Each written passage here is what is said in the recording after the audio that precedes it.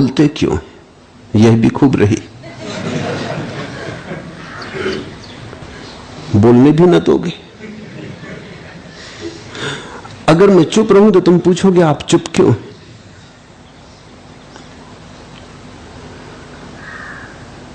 और अगर मैं न बोलूं तो तुम ये प्रश्न किससे पूछते? बोलता हूं क्योंकि तुम्हारे पास प्रश्न है और मेरे पास उत्तर है।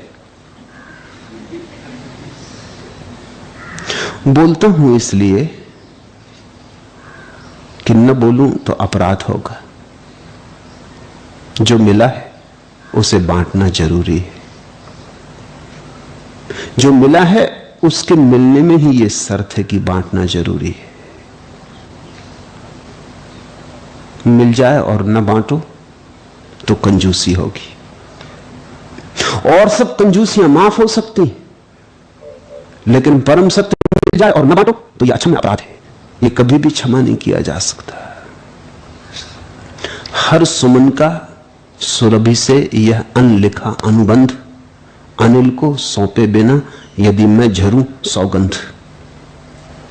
हर सुमन का, हर फूल का सुरभि से यह अनलिखा अनुबंध, यह बिना लिखा कॉन्ट्रैक्ट है, अनुबंध है। हर सुमन का सुरभि से यह अनलिखा अनुबंध, अनिल को सौंपे बिना, हवाओं को सुगंध को सौंपे बिना यदि मैं झरूं सौगंध। तो कसम है झरना मत जब तक कि सुगंध फूलों को सौंपना दी, हवाओं को सौंपना दी जाए। यह अनलिखा अनुबंध है, कहीं लिखा नहीं है, किसी कानून की किताब में नहीं। लेकिन ऐसा कभी हुआ भी नहीं।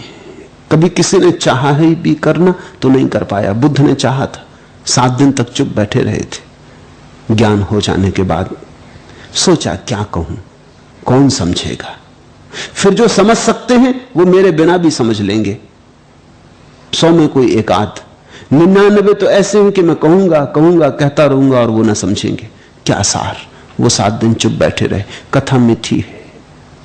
ब्रह्मा सारे देवताओं को लेकर बुद्ध के चरणों में आए और कहा आप बोले। ऐसा कभी नहीं हुआ कि कोई बुद्ध हुआ हो और ना बोला हो। अनलिखा अनुबंध। सौगंध है आपको, कसम है आपको, बोले। क्योंकि बहुत लोग हैं जो प्रतीक्षा तुर हैं। बुद्ध ने फिर वही तर्क दोहराया, कहा मैंने भी सोचा था, लेकिन मैं सोचता हूं जो नहीं समझेंगे नहीं समझेंगे, और जो समझने योग्य है वो मेरे बिना भी खोज लेंगे। 1-2 दिन की देर होगी और क्या फर्क पड़ेगा, आ ही जाएंगे। बात तो जची थी ब्रह्मा को भी, वो भी सोच विचार में पड़ गया कि बात तो ठीक है, 100 में कोई एक समझेगा, और जो समझने योग्य है वो बुद्ध के बिना भी खोज ही लेगा। थोड़ा टटोलेगा, थोड़ी देर अबेर होगी, मगर पहुंच जाएगा, इसलिए कुछ हर्जा नहीं होता। और जो 99 है वो सुन के भी समझने वाले नहीं। अब क्या करें? तो देवताओं ने विचार विमर्श किया होगा और वे फिर एक तर्क लेके बुद्ध के पास आए। उन्होंने कहा आप ठीक कहते हैं, कुछ ऐसे हैं जो सुन के भी ना समझेंगे, और कुछ ऐसे हैं जो आपको बिना सुने भी समझ लेंगे, मगर इन दोनों के बीच में भी कोई एक आध है। बीच में भी कड़ी है एक, जो आप बोलेंगे तो समझेगा, आप ना बोलेंगे तो ना समझेगा। किनारे पर खड़ा है, कोई धक्का दे देगा तो गिर पड़ेगा सागर में, किसी ने धक्का न दिया तो खड़ा रह जाएगा। कुछ तो बहुत दूर है सागर से, आप कितनी धक्का दो वो ना गिरेंगे, गिरेंगे भी तो जमीन पे गिरेंगे, उठ के खड़े हो जाएंगे और गाली देंगे कि क्यों धक्का दिया, हम भले चंगे जा रहे थे और तुम्हें धक्का देने की सूझी। और कुछ है जो छलांग लगाने को तैयार ही है, उनको धक्के की जरूरत भी नहीं, वो छलांग लगा ही रहे हैं, उन्होंने तैयारी कर ही ली है, बस वो 1, 2, 3 की प्रतीक्षा कर रहे हैं कि कूद जाएंगे।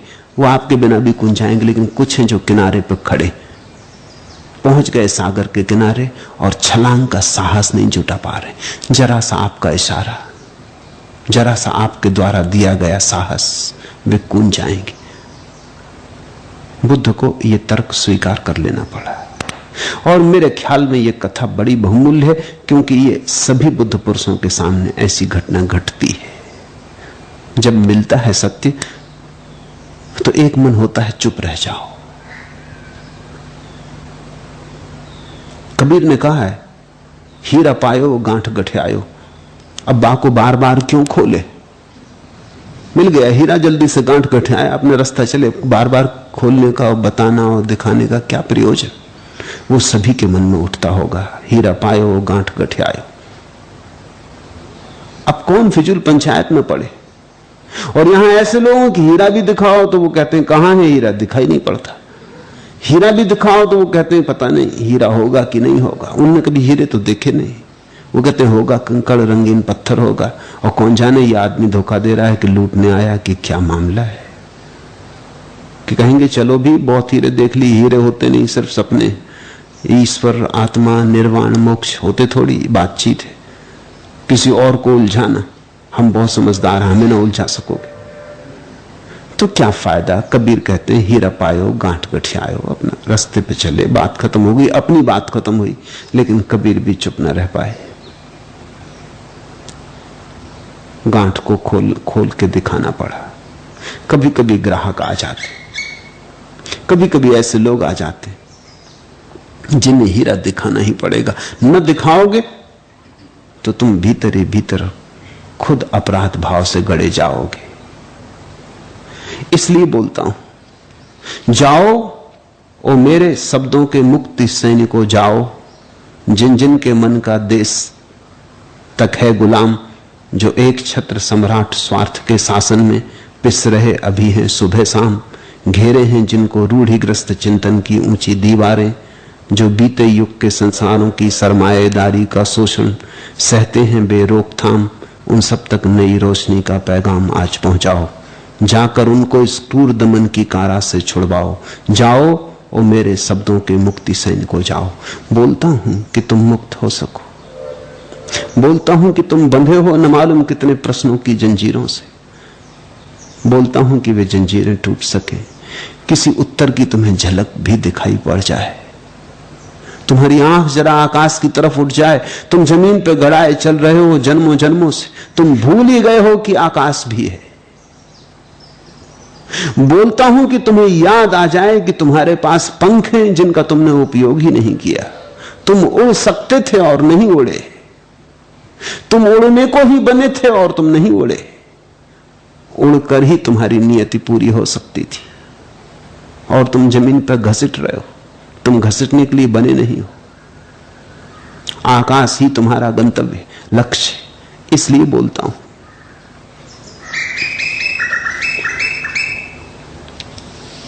अक्षर से क्षर तक की यात्रा यंत्र, क्षर से अक्षर तक की यात्रा मंत्र, अक्षर से अक्षर तक की यात्रा तंत्र। जो बोल रहा हूं उसमें कुछ यंत्र है, जो बोल रहा हूं उसमें कुछ मंत्र है, और जो बोल रहा हूं उसमें कुछ तंत्र है। उसमें तीनों है। फिर से सुनो, अक्षर से क्षर तक की यात्रा यंत्र। वो जो अक्षर है जो दिखाई भी नहीं पड़ता, जिसकी कोई सीमा नहीं, जो शाश्वत सनातन है, उसको जब हम सीमा में उतारते, शब्द में बांधते, तो यंत्र पैदा होता है। विज्ञान वही है। मैं तुमसे जो बोल रहा हूं उसमें कुछ विज्ञान है, उसमें कुछ विधियां हैं।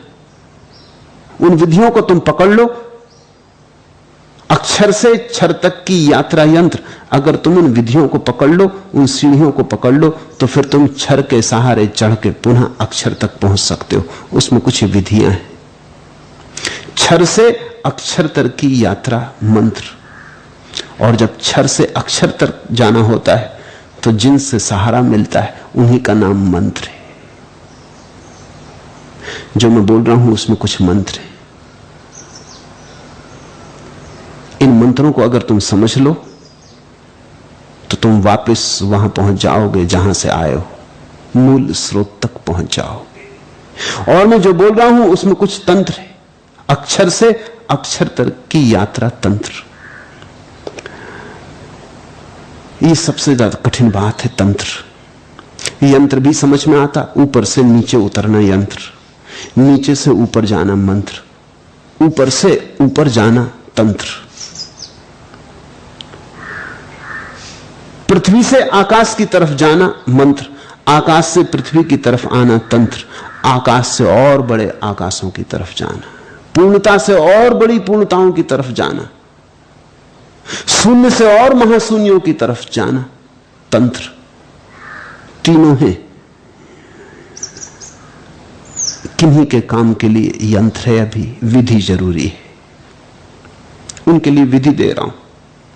किन्हीं के लिए मंत्र जरूरी है, उनके लिए विधि आवश्यक नहीं, प्रार्थना काफी है, भाव काफी। फिर कुछ ऐसे भी हैं जिन्हें न प्रार्थना की जरूरत है न ध्यान की विधियों की जरूरत है। उनके लिए अष्टावक्र के सूत्र दे रहा हूं, यह तंत्र है। अक्षर से अक्षर तक की यात्रा तंत्र। श्रवण मात्रेण, न कोई विधि न कोई मंत्र, मात्र सुन लिया हो गया। तीनों तरह के लोग यहां हैं, कुछ तांत्रिक, कुछ यांत्रिक, कुछ मांत्रिक, तीनों तरह के लोग यहां हैं। तीनों के लिए बोल रहा हूं। जब भक्ति पर बोलता हूं तो मंत्र पर बोलता हूं, जब पतंजलि और योग पर बोला तो यंत्र पर बोला, अष्टावक्र पर बोल रहा हूं या लाओत्सु पर बोला तो तंत्र पर बोला। बोलना जरूरी है क्योंकि तुमने अभी सुना नहीं। तुम सुन लो तो मेरा काम पूरा हो जाए। लेकिन जिसने पूछा है वो शायद मेरे बोलने से परेशान होता होगा, तो उसे कुछ अड़चन होगी। दूसरे भी हैं जिन्हें बोलने में रस आ रहा है, जो सुनने में रस मग्न है, वे कहते हैं और बोलूं। जिसने पूछा है उसे कुछ बेचैनी होगी, शायद मेरे शब्द उसकी सुरक्षाओं को तोड़ते होंगे, शायद मेरे शब्द उसके सिद्धांतों को डमाडोल करते होंगे, शायद मेरे शब्दों के कारण उसकी रात की नींद खराब होती होगी, शायद मेरे शब्दों के कारण उसकी जो मान्यताएं हैं वो उखड़ रही होंगी। उसे कुछ अड़चन है, तुम अपनी अड़चन समझो। बजाय ये पूछने की कि मैं क्यों बोलता हूं, तुम ये समझो कि मेरे बोलने से तुम बेचैन क्यों हो, क्योंकि वही तुम्हारी सीमा है, वही तुम्हारी समस्या है। मेरे बोलने का क्या संबंध है? तुम्हें नहीं सुनना है, मत सुनो। मैं तुम्हारे घर आके नहीं बोलता हूं, तुम यहां आके मुझे सुनते हो। तुम मत आओ। तुम्हें सुनने में कुछ अड़चन होती, कुछ पीड़ा होती, कोई कांटा चुभता, मत आओ। लेकिन यही मुसीबत है, आना भी पड़ता है, सुनना भी पड़ता है। सुनने से मुसीबत भी खड़ी होती, क्योंकि सुनने से क्रांति निर्मित होती। पुराने को छोड़ना पड़ेगा। सुन लिया तो तुम मुश्किल में पड़े। अब तुम बिना सुने भी नहीं रह सकते हो, और आगे सुनने में भी डरते हो, तो तुम मुझसे प्रार्थना कर रहे हो, आप ही कृपा करके बोलना बंद कर दें। नहीं, मैं तुम्हारी ना सुनूंगा जब तुम मेरी नहीं सुन रहे, तो मैं तुम्हारी सुनूं। तुम मेरी सुन लो तो मैं भी तुम्हारी सुन लूं। तुम अगर सुन लो जो मैं कह रहा हूं तो मुझे बोलने की जरूरत न रह जाए, फिर बिना बोले भी काम हो जाए, फिर सुनने से भी बात हो जाए, फिर अक्षर से अक्षर, शून्य से शून्य, मौन से मौन का भी मिलन हो जाए। सुन लो तुम तो। वे भी हैं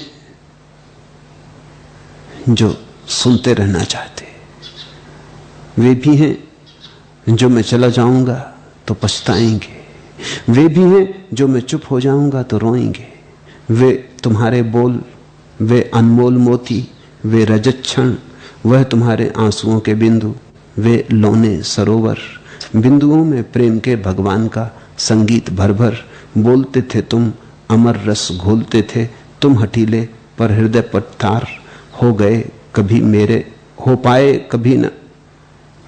पाए कभी मेरे न गीले, ना अजी मैंने सुने तक भी नहीं प्यारे। तुम्हारे बोल बोल से बढ़कर बजा मेरे हृदय में सुख क्षणों का ढोल। वे तुम्हारे बोल वे भी हैं, उनके लिए ही बोल रहा हूं। जिनको सुनने में अड़चन है वे ना सुने, सुविधा है उनके लिए ना सुने। अगर नहीं सुनने से कठिनाई है, सुनना ही पड़ेगा, तो फिर हृदय खोल के सुन लें, फिर कंजूसी से ना सुने। मैं तो बोल रहा हूं उनके लिए जिनके हृदय में कुछ अमृत घुलता है। वे तुम्हारे बोल, वे अनमोल मोती, वे रजत क्षण, बिंदुओं में प्रेम के भगवान का संगीत भर भर। बोलते थे तुम अमर रस घोलते थे, पर हृदय पट तार हो पाए कभी मेरे न गीले। उनके लिए बोलता हूं जिनके हृदय पट के तार अभी भी गीले नहीं हो पाए, लेकिन जो गीले करने को तत्पर है, जो रंगे जाने को तत्पर है, जिनकी तैयारी है। अड़चने हैं अनंत कालों की, जन्मों जन्मों की, बाधाएं हैं संस्कारों की, लेकिन जो तैयार है आज नहीं कल, जो रंगे जाएंगे, बोलता हूं उनके लिए। और उनके हृदय की स्थिति ऐसी है कि जो वे सुन रहे हैं उसे चाहे ना भी सुन पाते हो तो भी उनके हृदय में सुख का एक ढोल बजता है। ना अजी मैंने सुने तक भी नहीं प्यारे, तुम्हारे बोल बोल से बढ़कर बजा मेरे हृदय में सुख क्षणों का ढोल।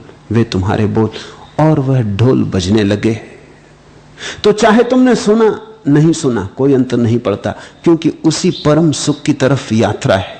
ढोल बजने लगा सुख का तो बात हो गई। ये शब्द नहीं है, ये तुम्हारे भीतर पड़ी हुई बांसुरी को बजाने का उपाय है। ये शब्द नहीं है, ये तुम्हारे भीतर पड़ी वीणा को छेड़ने का उपाय है। तुम एक संगीत लेकर आए हो, उसको बिना बजाए मत चले जाना। तुम एक गीत लेकर आए हो, उसे बिना गाए मत चले जाना।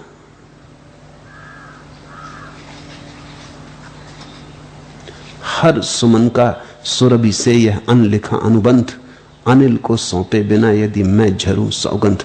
तुम्हें भी सौगंध है, बिना अपनी सुगंध को हवाओं को सौंपे बिना चले मत जाना। सुनना हो सुनो, ना सुनना हो ना सुनो, लेकिन सदा याद रखो समस्या तुम्हारी है, ये समस्या मेरी नहीं है कि मैं क्यों बोलता हूं। मैं बोलता हूं क्योंकि पक्षी क्यों बोलते, मैं बोलता हूं क्योंकि फूल क्यों बोलते, मैं बोलता हूं क्योंकि सूरज की किरणें क्यों बोलती, मैं बोलता हूं क्योंकि परमात्मा चारों तरफ बोल रहा है।